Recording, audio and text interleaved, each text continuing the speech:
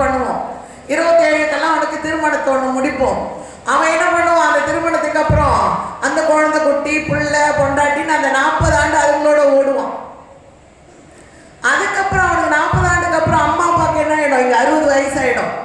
அவங்க 2 பேரும் வெளில உட்காந்துட்டு பேரன் பேத்தியை பார்த்துட்டு இருக்கணும். எப்படி? நாய் மாதிரி. புரியுதுங்களா? மாடு மாதிரி உழைக்கணும் 20 வயசுக்கு மேல. அதுக்கப்புறம் குழந்தையா 20 வயசு சந்தோஷமா வாழ்ந்துடுறான். 20 ஆண்டு எப்படி மாடு மாதிரி படிக்கிறதோ கொள்றதோ வேலைக்கு போறதோ சாப்பாடுக்கு சம்பாதிக்கிறது உயர் வீடு வாசல் பணம் காரு பங்களா தேடி தேடி அலையிறான் 20 ஆண்டு. அடுத்த 20 ஆண்டுக்கு வரவங்க போறவங்களை பார்த்துக்கிறதுக்கும் பொண்ணுங்களை கட்டி கொடுக்கறதுக்கும் எப்படி இருக்கான்? நாய் போல் அலைந்து பேய் போல் திரிந்து என்ன பண்றான்? கடைசியா பொறங்கு மாதிரி ஆயிடும். இந்த வீட்டுக்கும் அந்த வீட்டுக்கும் தாவி தாவி. நீ கொஞ்ச நாள் அண்ணன் வீட்டில் இருப்பா, நீ கொஞ்ச நாள் தம்பி வீட்டில் இரு. உன்னையே வச்சுதான் தலையெழுத்தா? என்ன மட்டும்தான் படிக்க வச்சேனே? அடுத்த கேள்வி கேட்குறாங்களா இல்லையா?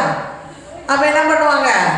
நான் 1 மாதம் அப்பா வச்சுக்கிறேன், நீ 1 மாதம் அம்மா வச்சுக்கோ. அங்கேயே பிரிச்சிருவாங்க அம்மா அப்பாவை. இல்லை அம்மா அப்பா ஒன்றா வச்சுக்கிட்டாலும் நானே வச்சுக்கணுமா? எனக்கு என்ன தலையெழுத்தா? இப்படி கேள்வி. இப்படின்னா ஆயிடுது மனுஷனோட இதுவே. குரங்கு மாதிரி இங்கேயும் அங்கேயும் தாவர குணமாயிடுது. அதுக்கப்புறம் லாஸ்டாக என்ன பண்ணா?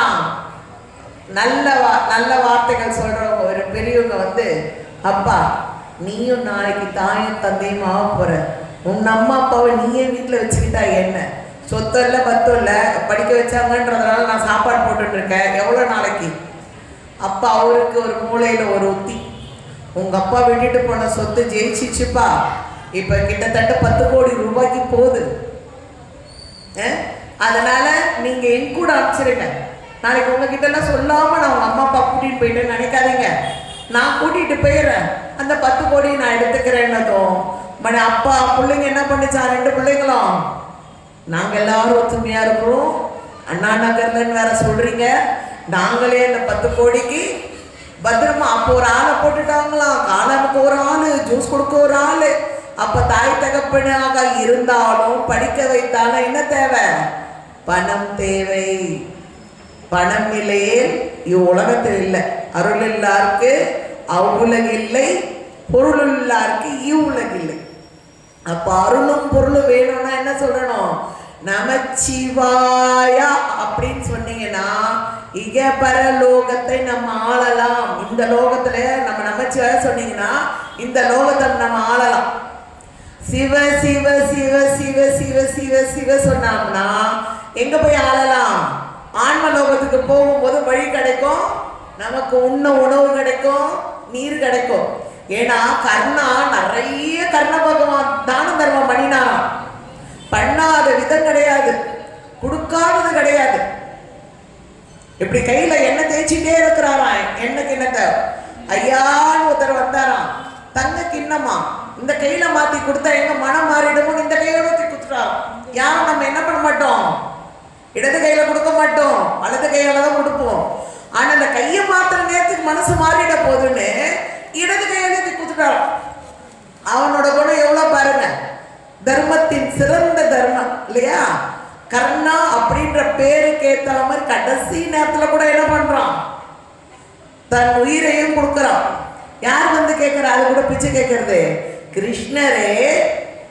ரொம்ப அந்த நேர வேஷத்துல வந்து ஐயா அப்படின்னு இப்போ வந்து கேட்கறியே, நான் சாகர நேரத்துல நான் உனக்கு என்ன தருவேன்? அப்போ உன்கிட்ட இருக்கிற குண்டனம் இருக்கு, உயிர் இருக்கு, புண்ணிய பலம் இருக்கு. ஏன்னா அந்த புண்ணிய பலம் புண்ணிய தேவதை காத்து நிக்கிறா உயிரை குத்த முடியாம. அப்படின்றத கடைசி நேரத்துல அந்த வில்லை எடுத்துட்டு குத்தி அந்த ரத்த குருதியோட தானம் கொடுக்கிறார். தானத்தை வாங்கின அந்தனை அழுதுகிட்டு போவார். கிருஷ்ண பகவான் அழுவார். எல்லாத்துக்கும் எல்லா அவதாரமும் எடுத்த இறைவன் கர்ணனோட தர்மத்துக்கையும் அவங்கிட்ட வாங்கின அந்த புண்ணியத்துக்காக அந்த இப்படியும் ஒரு மனுஷன் இருப்பானான்னு வாங்கி அந்த கைகளோட கண்ணீரோட போனான். அப்போ அவர் கேட்கிறாராம், கர்ணா அந்த நிறைய நில்லுங்கள். இன்னும் எதையாவது தேவையா? ஏன் அழுது? இல்லை, நான் தர்மம் வாங்கிட்டேன், கடைசி உன் ஆசை ஏதாவது இருந்தா சொல்லு, இப்படி வாங்கிட்டு மட்டும் நான் போனா நல்லா இல்லை. ஆனால் கிருஷ்ணனோட ரூபத்தை காட்டல. அப்போ நான் அப்படியே வாங்கிட்டு போட்டோம் நல்லா இல்லை அப்படின்னு கண்ணீர் விடும்போது அப்ப கர்ணன் கேட்கிறான், என் தாயின் மடியில் என் உயிர் போக வேண்டும் அப்படின்னும் பொழுது அப்போ வரா தேவி. அதுக்குள்ள இவர் என்ன பண்றாரு, அவனுக்கு மூணாவது கண்ணா திறந்து விஸ்வரூபத்தை காட்டுறார். நான் யார் என்பதை பார் அப்படின்னு. அப்போ தர்மம்னா என்ன?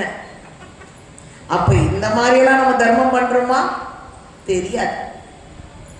அது கூட ஒரு இப்பெல்லாம் மனுஷங்க வந்து சாப்பிடும் போது அவங்க வராங்க, கொஞ்சம் உள்ள எடுத்து வைய, எல்லாத்தையும் கொண்டு வந்து வச்சிடாத. இது நான் காதால நான் உறவுகிட்ட போகும்போது கேட்டிருக்குது. மறைச்சு வை, அப்புறம் எடுத்துக்கலாம். நம்ம எல்லாரும் வீட்டில் நம்மளும் நிறைய தான் வாங்கிட்டு போவோம். ஆனால் சில இந்த குணங்கள் வந்து மாற்றிக்கணும். நம்ம ஒரு தெய்வத்தை வணங்குறோம், இறை வழிபாட்டுக்கெல்லாம் நம்ம போகிறோம்னு சொன்னால் முதல்ல கொடுக்குற குணம் தர்மம். நம்மளால தர்மம் கொடுக்க முடியல. என்னால் இப்போ இவங்க இவ்வளோ பூஜை பண்ணுறாங்க, ஒரு என்கிட்ட ஒரு கோடி பணம் இருந்தால் இல்லாம ஒரு 10 லட்சம் வச்சுக்கலான்னு கொடுத்துட்ருக்கலாம் நினைக்கும் போது சிவபெருமானே நான் நினச்சேன். நான் சத்தியமாக நினச்சேன். நான் எனக்கு ஏன்னா இத்தனை பெரிய ஓமம், இத்தனை பெரிய தெய்வீக கூட்டம், இறைவா நீ நிறைய கொடுத்தா கொடுக்கலாமே அப்படின்னு என் மனசு அடிச்சுக்கிச்சு. அப்போ கொடுக்கணும் அப்படிங்கிற அந்த எண்ணம் இருக்கு இல்லையா, அது நமக்கு அதுவே ஒரு தர்மம். இல்லை நல்லது சொல்றப்ப 4 பேருக்கு நீ ஏதோ கஷ்டம்னு வந்து சொல்றான்னு வச்சுக்கோங்க ஒருத்தி, உடனே அந்த யாரா இருந்தாலும் இந்த ஜோசியராக இருந்தாலும், அதனால தான் இந்த ஜோசியம் இவங்களெல்லாம் நான் நம்புறதில்லை. உடனே அவனோட இதுவை பயன்படுத்தி நீ ராகுக்கு 10 வேலை கேத்து, நீ இங்க போய் அதை பண்ணு, இதை பண்ணு, அதை பண்ணு. ஏன் ராகா கேதுவா எதுவா இருக்கட்டும் எல்லாம் தெய்வத்துக்குள்ளதான். அப்ப நீ தெய்வத்துக்கிட்டே போய் சரண் அடைஞ்சிட்டீன்னா அந்த 9 கிரகங்கள் நம்மள என்ன பண்ண போகுது? தலை கிட்ட போயிட்ட பிறகு தலை இருக்கும் போது வால் என்ன பண்ணுவோங்கள? ஒண்ணுமே பண்ணாது. அப்ப தலைய முதல்ல பிடிங்கம்மா. சக்தியை பிடிச்சாலே சிவன் கூட வந்துடும். சிவனை பிடிச்சாலும் சக்தியை வந்து நம்ம நடுப்புற அபிராமி அந்த அது பாடின்னு உட்காந்துருக்கோம். ஏன்னா அம்மா கோச்சுக்கிட்டாள்னா இது அசையாத உருவம். அப்ப யார் நமக்கு பெரிய பத்ரகாளி அம்மாவே உட்காந்துருக்கா, அதை வடக்கு நோக்கி உட்காந்துருக்கா, தேவையே இல்லை. அப்படியே ஃபுல் சரணாகதி, நித்தமே சரணாகதி ஒன்று கொடுத்துட்டீங்கன்னா அந்த தலைய அவ என்ன நினைப்பாள, குழந்தை நமக்காக பலி கொடுக்குதுரா, அந்த குலத்தை நம்ம காப்பாத்திக்கணுமே. ரொம்ப பிரிய அவள் மனுஷங்களை படைக்கவும் செஞ்சுட்டு நம்மளை காப்பாற்றுறதுக்கு பிரியமா இருக்கிறா. அப்ப நம்ம செய்யலாம் இல்லை? ரொம்ப இல்லைன்னா கூட ஒருத்தர் வருத்தம் வரும்போது அது ஊதி கொடுக்கூடாது. அப்படி ஆயிடுச்சு, அவ்வளோதான், அவன் கெட்டு போயிடுவான், நாசமா போயிடுவான். இந்த வார்த்தையை வீட்டில் கூட சொல்லக்கூடாது. நான் அவளோட அயர்மாடு மேய்க்க போறேன். வார்த்தைகள்லாம் வந்து எப்பொழுதும் நல்லதா பாசிட்டிவா சொல்லணும். நன்மை பயக்கிறதா, நல்லா இருப்பப்பா, எப்படி இருந்தாலும் முன்னேறிடுவோமா, நீ நல்லா இருப்ப அப்படிங்கிற வார்த்தை எப்படி இருக்கு? நம்ம இந்த மாதிரி பொழுதுக்கு சொன்ன எப்படி இருக்கும் நினைச்சு பாருங்க, நல்லா இருக்காது. வருது இன்னைக்கு என்ன கிழமை? திங்கக்கிழமை. அப்போ புதன்கிழமை இது பிரதோஷம், சித்திர பிரதோஷம். அதுக்கப்புறம் அடுத்த நாளே சித்திர நட்சத்திரம், அன்னைக்கு விசேஷம். அதுக்கடுத்த நாள் சித்திரா பௌர்ணமி. சித்திரை அப்படின்னாலே சக்தி வந்து சித்திரம் வரைகிறாள். எதவளுக்கு போர் அடிக்குதுன்னா அவங்க விளையாட்டுக்கு தானே மஞ்சளை பிடிச்சி பிள்ளையாராக்கினாங்க. அப்போ சித்திரையே வரைகிறாங்க. சித்திரம் வரைஞ்சு அப்படி ஒரு அழகு, அந்த கண்ணு மூக்கு எல்லாம் அப்படி ஒரு அழகு தொங்குதான். பார்த்த இதுக்கு உயிர் கொடுத்தா எவ்வளோ நல்லா இருக்கும் அப்படின்னு நினைச்சாங்களாம். அப்போ நினைக்கும் பொழுது பக்கத்துல சிவபெருமான் சும்மா ஐயோ சக்தி நினைச்சிட்டாலே என்ன பண்ணிட்டாரு, அந்த ஓவியத்துக்கு உயிர் கொடுக்கிறாரு. ஓவியம் உயிரானதுதான் சித்திரகுப்தன். சித்திர மாசம் சித்ரா பௌர்ணமி அன்னைக்கு பிறந்தவர் தான் சித்திரகுப்தர். அப்ப அந்த சித்திரகுப்தரை நாம இப்ப சித்ரா பௌர்ணமி வருது. சித்திரகுப்தர் யாரு? நம்ம பாவ புண்ணிய கணக்குகளை எழுதுபவர். நித்தம் யம தர்மராஜாவுக்கு அசிஸ்டன்ட் அவரு. அப்ப சித்திரகுப்தர் பிறந்த அந்த சித்ரா பௌர்ணமி அன்னைக்கு நாம என்ன பண்ணணும்? அன்னைக்கு புண்ணியம் பண்ணணும். அந்த சித்திரகுப்தரை பத்தின வரலாறு சொல்லலாம். காதுபட நம்ம கேட்டோம்னா நம்மளோட பாவத்தை முக்காவாக கழிச்சுட்டு 25% தான் எழுதுவாராம். இல்லை நம்ம செய்யவே இல்லை, ரொம்பவே நல்லா செஞ்சுட்டோம்னு சொன்னா 100% தள்ளுபடி பண்ணிடுவாராம். அன்னைக்கு சித்திரகுப்தரோட கதையை கேட்பது, அப்புறம் லலிதா சகஸ்ராமம் விடாமல் பாராயணம் செய்வது, திருவாசகம் ஓதுதல், இதெல்லாம் அன்னைக்கு நம்ம பண்ணினோம்னா ரொம்ப நம்ம எப்படி என்னாலே முடியலம்மா, நான் இது ஒன்று கூட ஒன்று அடுத்தது எனக்கு நிற்குது, எனக்கு நான் இருக்கணுமா வேணாமா தெரியல. ஜனங்க அப்படி கண்ணில் தண்ணி விட்டுட்டு சொல்லுவாங்க, ஒன்றும் செய்யாத, 2 விளக்கு ஏற்றிட்டு அப்படியே உழுது விட்டுட்டு போகும். அது சாமி பார்த்துக்கட்டும்.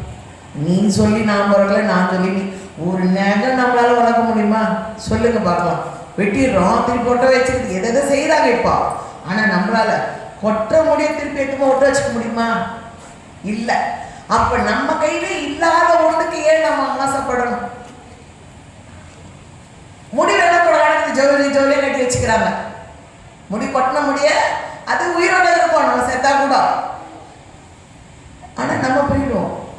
நமக்கு என்னைக்கு பிறந்த டேட் அப்படியே கேக்கெல்லாம் வெட்டி அப்படியே தாம் தூம் கொண்டாடுறோம்.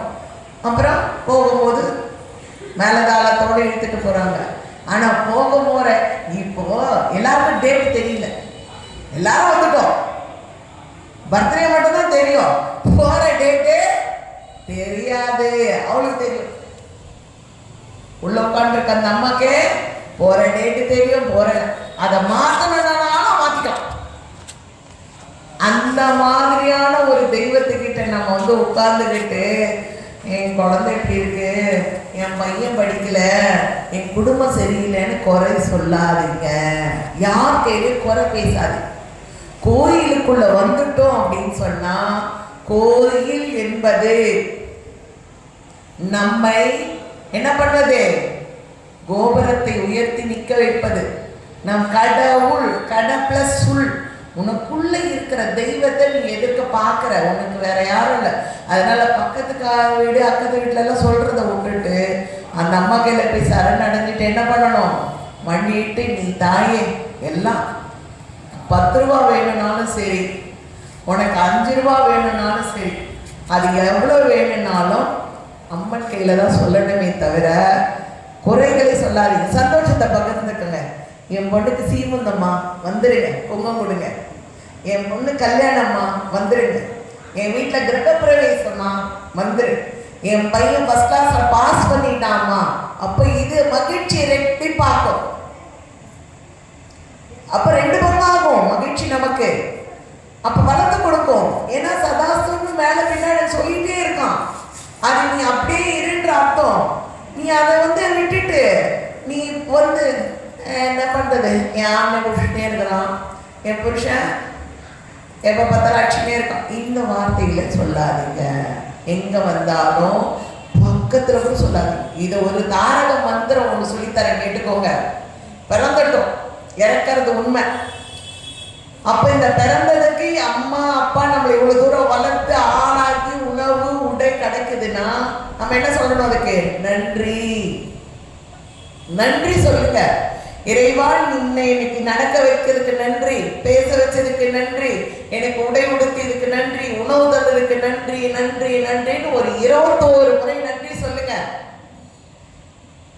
அதுக்கப்புறம் நான் யாரையெல்லாம் வாயால பேசினேனோ, மனதால வலிக்க பேசினேனோ, தவறு இழைச்சேனோ, அவர்களை எல்லாரையும் நான் மன்னிக்கின்றேன். என் ஆத்மா மன்னிக்கட்டும், என் ஆத்மா மன்னிக்கட்டும், அவர்களும் என்னை மன்னிக்கட்டும்னு அதை ஒரு 20 வாட்டியோ 10 வாட்டியோ கேட்டீங்கன்னா, அப்போ இந்த தாரக மந்திரம் என்ன ஆகும்?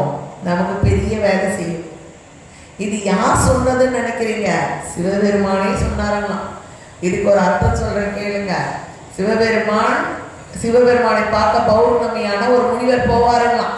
காட்டை கடந்து போகும்போது அந்த காட்டில் ரொம்ப எல்லா மரமும் செழுமையாக இருக்குமோ, ஒரு மரம் மட்டும் பட்டு போயிருக்குமோ, ஆனால் விசாலமாக இருக்கும். அதுல ஒரு குருவி மட்டும் அப்படியே ஒட்டி கிடக்குமா, சாப்பாடும் இல்லாம, சாகவும் முடியாம, வெளியில பறக்கவும் முடியாம. இந்த முனிவர் போறத வரத பார்த்துக்கிட்டே இருக்கும். அப்போ இவர்கிட்டே கேட்கலாம் அப்படின்னு நினைச்சிட்டு இவர் போகும்போது, ஐயா ஐயான்னு, இந்த காட்டுல ஐயா ஐயான்னு கூப்பிடுறாங்களே, அந்த காலத்துல வண்டிகள்ல வசதி இல்லைங்களே, நடந்தானே போனோம். திருப்பி பார்த்தா ஒரு மரத்துல அப்படியே கருப்பா ஒட்டி நிக்கிதான். பார்க்கும்போது இவருக்கு பாவமா இருந்தான். என்ன என்ன கூப்பிட்டியா? ஆமா கூப்பிட்டேன். நீங்க சிவபெருமானை தானே பார்க்குறீங்க? ஆமா. வரும்பொழுது எனக்கு எப்போ இந்த உயிர் போகும், நான் இந்த மரத்திலேயே இருந்து எப்படி இறந்து போயிடுவேன், நான் எனக்கு உயிரும் போல உயிரும் இருக்கு, நான் என்ன செய்யுதுன்னு எனக்கு தெரியல, அதனால இதை மட்டும் கேட்டுட்டு வரீங்களா? மரத்துல இருந்தாலும் ஏதாவது பறிச்சு சாப்பிட்டுக்கலாம்னாலும் மரமும் துளுக்க மாட்டேங்குது, இல்லை கீழே இறங்கி சாப்பிடலாம்னாலும் எனக்கு ரெக்கையும் காலும் சத்து இல்லை, இந்த ஒரு வார்த்தை கேட்டுட்டு வரீங்களான்னு சொல்லி அனுப்பி போயிட்டாரு. சிவபெருமானு பார்த்துட்டாரு. பார்த்துட்டு திரும்பும் போது சிவபெருமானை பத்தி நமக்கு நல்லா தெரியும். ஒரு 3 வலம் வந்துட்டு சாமியை கும்பிட்டுட்டு இவர் வெளியில வரும் பொழுது கேட்கலாமா வேணாவா அப்போ என்ன கேட்கலாமா வேணாமான்னு என்ன தயக்கம், ஏதோ கேளுங்க அப்படின்னு சிவபெருமான். அப்போ இல்லையா, நான் வரும்போது காட்டுல ஒரு குருவி என்னை பார்த்து இதை கேட்டது, இறக்கவும் முடியாமல் வாழவும் முடியாமல் உண்மை எதுவும் இல்லையா, எத்தனை காலத்துக்கு இறைவனை கேட்டு அது பண்ணின பாவம் அதிகம், அந்த பாவத்துக்கு இப்போ இந்த பிறவியில் அது குருவியா இருந்து உண்ணும் உணவு இல்லாம ரெக்கை இல்லாம அலையுது. அப்போ அதுக்கு 2 மந்திரம் சொல்றேன், நன்றியோ மன்னிப்போ கேட்க சொல்லுங்க. இந்த உயிர் கொடுத்த இறைவனுக்கு நன்றி, நான் பண்ணிய பாவங்கள் அனைத்தையும் நான் மன்னிக்கட்டும் மன்னிக்கட்டும் மன்னிக்கட்டும் கேட்க சொல்லுங்க அப்படின்னு சொல்லி அனுப்புறார். இதை அந்த குருவிக்கிட்ட சொல்லிட்டு இந்த அந்தனர் போயிடுறார். அந்தனர் போனதுக்கப்புறம் இந்த குருவி அது தாரக மந்திரமா எடுத்துட்டு சொல்ல ஆரம்பிச்சிருச்சு. இவர் போன ஒரு மறுமாசம் பௌர்ணமிக்கு வர்றதுக்குள்ள அவரோட தகப்பனார் இறந்து போயிடுறார். அதனால அந்த பௌர்ணமிக்கு போய் சிவனை பார்க்கல. அவங்க ஒரு 3 மாசம் வரைக்கும் போக மாட்டாங்க இல்லையா, அந்த சாஸ்திர சம்பிரதாய பிரகாரம் அதையெல்லாம் பார்த்துட்டு அதுக்கப்புறம் கொஞ்ச நாள் ஒரு 6 மாத காலம் கழிஞ்சு போறாருன்னு வச்சுக்கோங்க. போனால் அந்த காட்டில் தேடுறாரு, அந்த குருவி எப்படி இருக்கு, அன்னைக்கு எப்படி இருக்குதுன்னு தேடி தேடி பார்க்குறாரு. நல்லா பக்கம் தேடினா அந்த குருவி காணும், இந்த கருப்பு குருவி காணும். கீழே உட்காந்து எதை கொத்தி தின்னு காணும்னு அந்த மரத்துக்கிட்ட கூட மரமும் துளுத்து இருக்கு, பட்ட மரமா இருந்தது, மரமும் துளுத்து இருக்கு. குருவி அந்த குருவிக்கு ரெக்கைங்கெல்லாம் வந்துட்டு இருந்தது, காலு கொஞ்சம் ஸ்ட்ரென்த் ஆயிட்டு. அப்போ இவர் தேடுறதை பார்த்துட்டு, ஐயா நான் இங்கே இருக்கேன் அப்படின்னு சொல்லிச்சான். பார்த்தா ஒரு சந்தோஷம் கண்ணில் தண்ணி ஆதாரத்தாரியா, என்ன ஆச்சு திடீர்னு? நீங்க சொன்ன மந்திரம் தான் சொன்னையா, என்னை இறைவன் காப்பாத்திட்டான், எனக்கு உணவையும் கொடுத்துட்டான், பழமையும் கொடுத்துட்டான், இலைகளை கொடுத்துட்டான், தங்க நிழலையும் கொடுத்துட்டான், இதுக்கு மேல என்னையா இருக்கு? நான் கீழே விழும்போதெல்லாம் என்னை மன்னிச்சுடு, அந்த காலை ஏதோ தடுக்குச்சுன்னா கீழே விழும்போதெல்லாம் என்னை மன்னித்து விடுன்னு கேட்டுக்கிட்டேயா. தாரக மந்திரமா நான் 1,00,000 தடவைக்கு மேல சொல்லிட்டேன். ஐயன் என் குரல் கேட்ட போல எனக்கு உடலும் வந்து விட்டது, என் மரமும் நன்றாகி விட்டது. அப்போ மரத்துக்கும் குருவிக்கும் இறைவன் கொடுத்த அந்த சக்தி மனிதர்களுக்கு நமக்கு கொடுப்பாரா, கொடுக்க மாட்டார்களா? கேட்கலாமா வேண்டாமா? இது பெரிய தாரக மந்திரம் இல்லைங்களா? ஏன்னா நம்ம அறியாம செய்வோம், 4 பேரை எத்தோ வார்த்தையில சொல்லிடுவோம், திட்டிடுவோம். அவங்க மனவலிக்க போனா தெய்வம் கூலி கொடுத்துரும். அது எப்போ கொடுக்கும் தெரியாது, கூலி கொடுக்கும் போது நமக்கு தெரியாது. என்ன சொல்லுவாங்க, பேசிட்டா ஒரு வார்த்தை கொள்ளும், ஒரு வார்த்தை வெல்லும். அப்ப எது வெல்லுச்சு எது கொள்ளுச்சு தெரியல. வார்த்தையை கேட்டுட்டு இப்படிதாம போனான், அப்பதான் சொன்னேன், தூக்கல தொங்கிட்டான், கொண்டுச்சா. அதான் வார்த்தையை பேசும்போது நாக்கு 1/2 அடி நாக்கு 6 அடி மனிதனை கொண்டுடும். அப்ப நம்ம பேசும்பொழுது ஜாக்கிரதையா இருக்கணும், வார்த்தையே விடக்கூடாது. நம்ம கோபம் வருதா தண்ணி குடிச்சிருங்க, என்ன பண்ணலாம்? அந்த நேரம் மௌனமா இருந்தாலும் சாமி விளக்கேத்திக்கிட்டு ஓம் நம சிவாயா சிவாயா சொல்லி ஏத்தலாம். பேய கொஞ்ச நேரம் கம்மி இருக்கியா, நானே சாமி கும்பலான்னு விளக்கு ஏத்துறேன், டிவி பார்க்கறேன். இந்த மாதிரி நம்மளே நம்ம வீட்டில் பேய விளக்க வச்சு கூப்பிடக்கூடாது. சரி, இந்த மாதிரி வார்த்தைகளை தெரிந்தோ தெரியாமலே சொல்லாதீங்க. நம்ம வீடு நல்லா இருக்கணும், சுபிட்சமாக இருக்கணும்னா அந்த சித்ரா பௌர்ணமிக்கு விளக்கு பூஜை பண்ணுறாங்களாம். வீட்டில் கூட விளக்கு பூஜை பண்ணும் பொழுது கொஞ்சம் பச்சை கருப்பூரம் கேட்டு வாங்கிக்கோங்க. அதை கொஞ்சம் விளக்கில் போட்டு ஏற்றுங்க. வாசனை தண்ணியில் நம்ம தண்ணி ஊற்றுவோம்ல, கருப்பூரம் ஏற்றிட்டு அந்த தண்ணியில் கூட கொஞ்சம் கருப்பூரம், பச்சை கருப்பூரம் கொஞ்சம் சிட்டிக்க. நம்ம எந்த அளவுக்கு வாயில ஊற்றினா நல்லா இருக்குமோ அந்த அளவுக்கு தான். ஐயோ சொல்லிட்டாங்கன்னு கொட்டி வச்சிடாது. எப்படி அம்மன் குடிக்கும், சும்மா நிறைய தண்ணி வைக்கணும்ல, அப்போ ஒரு சிட்டிக்க. அந்த வாசனை திரவியம் இருக்கும்போது இறையாற்றல் கூடி வரும் நம்மள. அப்போ இதெல்லாம் செய்யலாம். அப்போ சித்ரா பௌர்ணமி சித்திரகுப்தரோட பிறந்த நாள், அதே மாதிரி திருமண நாளும் சித்ரா பௌர்ணமி அன்னைக்கு நடந்துதான். அப்போ அது பெரிய விஷயம். அப்போ அவர் யாரு, நம்ம பாவ கணக்கு எழுதுறவரு. அவருக்காக விரதம் இருங்க, அப்புறம் பாயசம் பண்ணி கொடுங்க. என்னால் பண்ண முடியறவங்க, இல்லைம்மா எனக்கு ஒரு கல்கண்டு வாங்கி தர முடியும்னா கல்கண்டு வாங்கி சாமிக்கு நைவேத்தியம் பண்ணிட்டு அர்ச்சனை பண்ணிட்டு 4 பேருக்கு கல்கண்டை கொடுங்க, சுண்டலை கொடுங்க. எது நம்மால முடியுமோ, நம்ம எதுவுமே முடியல அதை பற்றி கவலை இல்லை. நம்ம ஒரு தண்ணி மோந்து எல்லாருக்கும் கொடுங்க, தண்ணி தாங்க எடுக்கிறவங்களுக்கு. அது கூட பெரியவா சங்கராச்சாரியர் இருந்தார், 100 ஆண்டு இருந்தார்.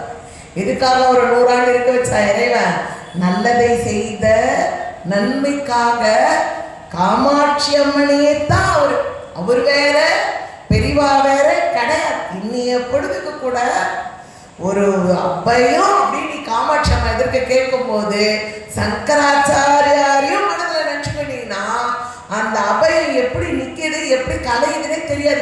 இந்த ஒரு சூட்சுமத்தை கூட புரிஞ்சுக்கோங்க. காமாட்சி கோயிலுக்கு போனீங்கன்னா உள்ள இப்போ கிடையாது. முந்தியெல்லாம் நாங்கள் போன பிரகாரம் உள்ளுக்குள்ள விடுவாங்க, பின்னாடி லக்ஷ்மி தேவி இருக்கா. அது இப்போ யாரும் உள்ள அலோவ் பண்ணுறது இல்லை. நம்ம இப்படியே இருந்துட்டு இப்படியே வந்துடும். அப்போ சங்கராச்சாரியா இருக்கும்போது என் குருவோடு போயிருக்கேன், நாங்கள் தங்கியிருக்கேன். அதுக்கு பின்னாடி அவலட்சணமாக உருவம் இருக்கும் அந்த அம்மனுக்கு. அந்த அம்மனுக்கு அர்ச்சனை பண்ணி குங்குமத்தை கொண்டு வந்து எல்லாருக்கும் கொடுப்பாரு எங்கள் ஐயா, என்னோட குருநாதர். என் குரு மாதிரி உலகத்தில் இது வரைக்கும் நான் எத்தனையோ தேடிட்ட குரு கிடைக்கல. அத்தனை பெரிய மகா குரு எனக்கு கிடைச்சார். அதனால அவர்கிட்ட கற்றுக்காத தியானம் இல்லை, நான் கற்றுக்கிட்டேன். அதனால யார் வந்தாலும் நல்லது சொல்லுங்க, கண்ணை மூடிக்கோங்க. ஒன்றுமே எனக்கு தியானமே தெரியல, கவலைப்படாதீங்க. மனசு சாத்தியம் வேணுமா, கண்ணை மூடிக்கோங்க. இந்த 2 கையில் பாருங்க, சின்முத்திரை வச்சுக்கோங்க. அப்படியே கையில் வச்சுக்கிட்டு மூச்சை மட்டும், அந்த மூச்சு வருதா, இது கூட ஏதோ கவனம் வருது, இங்கே ஒரு அழுத்த அழுத்துங்க. அழுத்துனா வலிக்கும், அந்த அழுத்த அழுத்திட்டு மூச்சை கவனிங்க.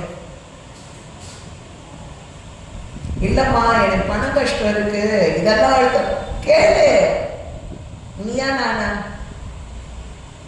நான் கோட்டீஸ்வரியாகியே தீர வேண்டும், நான் கோட்டீஸ்வரியாகியே தீர வேண்டும். பிரபஞ்சம் கேட்கட்டும், கொடுக்குதான் கொடுத்துட்டோம். புரியுதுங்களா? கொடுக்காத நினைக்காதீங்க, கொடுக்கும், சத்தியமா கொடுக்கும். நாளைய குழந்தைகளுக்கு கல்யாணம் பண்ணும் பொழுது எப்படி கல்யாணம் பண்ணி தர போறேன்னு நினைச்சேன். 3 பசங்களையும் எல்லாத்துக்கும் நல்லபடியா, நல்ல வசதியா, நல்லா போட்டு கல்யாணம் பண்ணி கொடுத்தேன். அப்போ எனக்கு கொடுத்த தெய்வம் உங்களுக்கும் தரும். அப்ப எனக்கு மட்டும்தான் தெய்வம் இருக்கா? இல்லை, உங்களுக்கும் இருக்கு. அதனால தெய்வம் நின்று கேட்கும். இதை நீங்க எந்த இடத்துலையும் மறக்காதீங்க. சும்மா கல்லா நிக்கிறாளாம் நினைக்காதீங்க. அதெல்லாம் தெய்வம் நின்று பேசும். அதனால கேட்பத நல்லதை கேளுங்க. ஆனால் பக்கத்து வீட்டில் உடம்பு சரியில்லை, அந்த குழந்தை நல்லாவும் இறைவா, அந்த குழந்தை பத்திரமா எழுந்து நடக்கணும், இறைவா நீ அவங்களே காப்பாற்று. அந்த பக்கத்தில் இருக்கிறவங்களே நாம கேட்கும் பொழுது அந்த ஆத்மா நம்மளை வாழ்த்தும். என் குடும்பம் என் குழந்தைன்னு அந்த சுயநலம் இருந்ததுன்னா அது நல்லது இல்லை. இதை சரணகதி கொடுத்துடல, அப்போ உன்னை பார்த்துக்க தெய்வம் இருக்கு. இது நல்ல விஷயம். பக்கத்து வீட்டில் அந்த அம்மா கூட கால் வலிக்குது, அம்மா நல்லா இன்னும் இறைவா நல்லபடியாக ஒரு வார்த்தை சொல்லுங்களேன், நல்லா எல்லாம் நல்லா. வேற ஏதாவது இதை கேள்வி கேட்கணும்னு இருக்குங்களா? சொல்லிச்சுக்கோங்க. இரவு படுக்கிறதுக்கு முன்னாடி சிவசிவா சிவசிவா சிவசிவான்னு வாய்விட்டு சொல்லாதீங்க, உள்ளுக்குள்ளவே சொல்லுங்க, சிவசிவா சிவசிவா சிவசிவா சிவசிவா. என்னன்னா சிவாங்கிறது நம்மளோட வாசி. இடது நாசியில போய் வலது நாசியில வர அந்த மூச்சிய சரியான முறையில நீர்ல நல்லா உட்கார்ந்து இழுத்தீங்கன்னா என்ன ஆகும்? உங்களுக்கு சரம் அறிந்தால் பரத்தை அறியலாம். அப்ப இந்த மூச்சு காற்றை நீ அறிந்து விட்டால் பரம் அங்க யாருக்காங்க இறையருள், அதை நீ அறிவ. அப்ப எப்படி கூப்பிடுவ? என்னால அதெல்லாம் செய்ய முடியலமா, கத்த முடியல. அப்ப என்ன பண்ணுவோம்? 2 குழந்தைங்களை உட்காந்து வச்சுக்கோ, இதுக்கு நேரம் காலம் வேண்டாம், நான் டைம் எல்லாம் வேலையை முடிஞ்சிடுச்சு, கதவை பூட்டிக்கோ, காலிங் பெல்ல நிறுத்திடு, உட்காந்துக்கோ. நானும் அப்படிதான் தியானம் பண்ணுவேன். நல்லா ஓங்குது,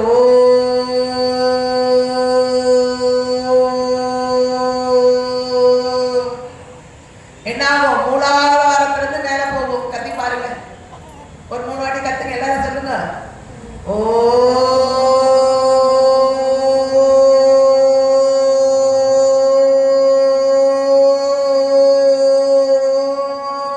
போய் இந்த உச்சில நின்று இறங்குச்சுன்னா நம்மளோட கவலைகளும் வெளில போகும், நமக்குள்ள இருக்க ஆற்றல் நல்லதாக வரும்.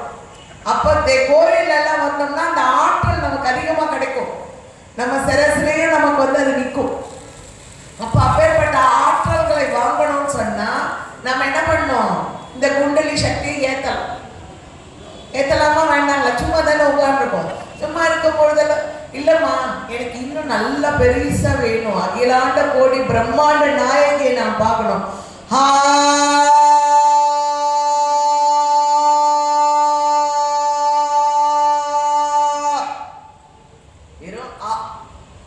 உலகத்தின் முதல் எழுத்து ஆ, உயிர் எழுத்து, புரியுதுங்களா? அதுல அது பல விஷயம் ஆவும் சேர்ந்தா ஓம். அப்ப நம்ம இதுல இது 5 எழுத்து இருக்கு. ஆ ஊ இ உ ஆ இ உ ஏ வர ஓ வந்து இந்த ஏ கொஞ்சம் சைலண்ட் ஆயிடுங்க எடுத்துக்கோ. அப்ப இதையெல்லாம் ஒரு வார்த்தையா நம்ம குழந்தைங்களுக்கு சொன்னோம்னு வச்சுக்கோங்க. அப்ப என்ன ஆகும்? குழந்தைங்களுக்கு பொறாம குணம் இருக்காது, நல்ல எண்ணங்கள் வரும், நல்ல ஒழுக்கம் வந்துடும். ஒழுக்கம் வந்துடுச்சுன்னா அதை பழக்கமாக்கிக்கலாம். பழக்கத்தை என்ன பண்ணலாம்? வழக்கமாக்கி வந்துடலாம். அப்ப வாழ்க்கை தர நமக்கு உயருமா இறங்குமா? இதெல்லாம் கத்துக்கிட்டா உயர்ந்துரும். நீ எதிர்பார்க்காத அளவுக்கு உயர்வான நிலையை நாம் அடைந்து விடலாம். இது நல்ல விஷயம். அதனால இப்ப நம்ம இதை தொடர்ந்து வர சித்ரா பௌர்ணமியை யாரும் மிஸ் பண்ணாதீங்க. வீட்டுல அம்மனுக்கு மஞ்சள் தண்ணி வைக்கலாம். எனக்கு பழக்கம் இல்லம்மா, எதுவும் சாமி கும்பிடலன்னா கூட ஒரு வெத்தலை பாக்கு பழம் வச்சு பாலை காசி அதுல ஒரு ஏலக்காவை தட்டி போட்டு சாமிக்கு நெய்வேத்தியமா கொடுத்துருங்க. இல்லை என்னால பாயசம் பண்ண முடியும்னா பாயசம் பண்ணுங்க. எது என்னால முடியுமோ அதை செய்யுங்க. இரவு 12 மணிக்கோ 10 மணிக்கோ நம்ம வீடு தானே, வயலாம் ஒன்றும் இல்லைன்னா மேலே போய் சந்திரனை பாரு. சந்திரனை அப்படியே ஒரு 5 நிமிஷம் பாருங்களேன். அப்படியே ஒன்னொன்னா அந்த சந்திரனுக்குள்ள இருந்து எல்லாரும் ஏதோ புறப்பட்டு போற மாதிரி இருக்கும். நம்மளால முடிஞ்ச அந்த நேரம் கற்பரை ஏற்ற முடியும்னா ஐயனுக்கு ஒரு கற்பரை ஏற்றலாம். ஏன்னா சந்திரன் தான் அன்னைக்கு நமக்கு. ஏன்னா சித்ரா பௌர்ணமிக்கு முழு பிம்பத்தையும் கொடுத்துருவார். ஏன்னா உத்தராயணத்துல சூரியன் இந்த பக்கம் உதிக்கிறதுனால சந்திரன் நேரம் அவரோட பார்வைக்கு நிக்கிறதுனால முழு பிம்பம். அபிராமி பட்டருக்கு எப்படி காட்டினா பௌர்ணமி நிலவு, அந்த மாதிரி நிலவு நம்ம பார்க்கலாம் சித்ரா பௌர்ணமி இன்னைக்கு.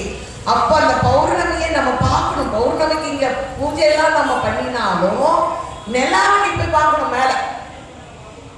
நாங்க அதுக்கு ஒரு பாலை காசி வச்சு முந்தியெல்லாம் 60 வயசு இருக்கும்போது ஒரு கண்ணாடி வச்சு கண்ணாடியில சந்திரனை பிடிச்சி எப்போ ஒரு நேரம் வரைக்கும் பைத்த மாதிரி உட்காந்துருப்பேன் நானு. கண்ணாடியில பார்த்துட்டு கண்ணாடிக்கு எதிரமாக பழம் தேங்காய்லாம் உடைச்சு சாமி கும்பிட்டேன். அப்புறம் ஒரு தண்ணி வச்சுக்கிட்டேன், நல்லா ஒரு பவுல் மாதிரி வாங்கி தண்ணி வச்சுக்கிட்டேன். ரொம்ப நாள் ஆச்சு அந்த தண்ணியில சந்திரன் வந்து நிக்கிறதுக்கு. சந்திரன் நேர மேல வரும்பொழுது அது ஒரு நாள் எனக்கு தண்ணியில சந்திரன் காட்சி கொடுத்தாரு பார்த்துக்கோங்க. அப்படி ஒரு சந்தோஷம்.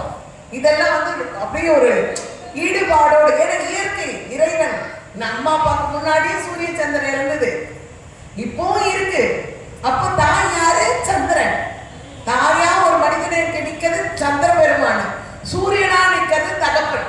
நமக்கு அம்மா அப்பா யாருன்னு சொன்னீங்கன்னா, இப்ப நம்ம எத்தனை பிறவி எடுத்துட்டோம்? 80 கோடி பிறவிகள் பிறந்துட்டோம். அது எந்த பிறவியில எந்த அம்மா அப்பாவுக்கு நம்ம பிறகு தெரியாது. அதனால நம்ம பிறக்கிற இந்த பிறவியில புரிஞ்சுக்கிறோம். இப்ப நம்ம புரிதல் இருக்குல்ல, அப்போ சந்திரன் அம்மா, சூரியன் அப்பா.